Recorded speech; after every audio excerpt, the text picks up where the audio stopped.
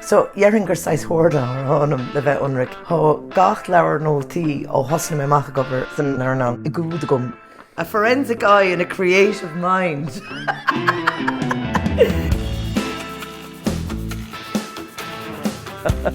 Am lágar dhéana san cinenne bhagar raisiúála, is tucha bhí agla orm, bhí mé rá le bhfuil mé asma bheabhar, tá comhlacht brá, tá talan mór haimpel orm am lá cléal.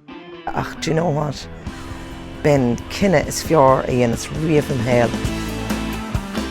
Come on, you look like a fella wants to hear music, come on. Cameras, are we nearly ready to go? She dachar all in my red nor Maggie nor she fásúach I suppose it's like mother hen bhí on. Now audience, it's your turn to shine, you're just gorgeous. Bhí she tough out like nor if she oak. Don't even think about moving. Put the phone away. Bhíoch she fíoch a far amach an Tom Gaeltachta.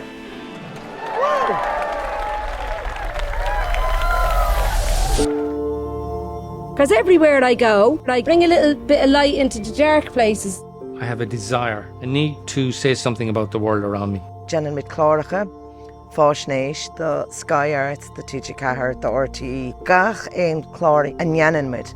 Há an duine déana, te fearda son agus an tachtreacht, gwyl an duine son, a díre a chóran le an dawn. Há mit gobar sra éascracht, fuil láthar agus há sé sin, Gomór ar maghulan fuil láthair, mar há stocha an íoscracht sa tír so beagnach imethe agus han sé rilí táchtach go mbeidh na chláiricha sa ceart. So háid I críoláir Gaeltachta na néise sa Rinn is stocha háid ar imime an daineo thrá an sa. Háid ag gobar in ifig Údarás na Gaeltachta sa seanna phobal. Stáin sé anna háchtach go mbeadh Údarás ag á feidhmús na Gaeltachtaí chun an tanga chur raig go mbeadh Gaeling agus an sé táchtach don comhlacht madidir le cabhair aáil, daoine aáil a bhealach isteach chun a bheith gobar agus a feidhmú sa Ghaeltachta agus fostíocht.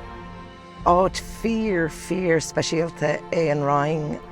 Tá pobl haimpelart, tá a chlán haimpelart.